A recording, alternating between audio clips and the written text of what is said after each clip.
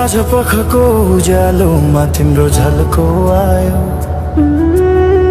मनभित्र हजार कुरा फेरि जाग्यो। भुल्ने प्रयास गर्दा पनि भुलिन्न तिमी, यो माया कति गहिरो रहेछ बुझ्नै सकिन। पहिलो हाँसो पहिलो बोल सब याद छ, हिजोका बाछा आजको शून्यता साथ छ। जीवनको रंग नै हरायो अचानक, तिमी बिना बाँच्नु पर्यो।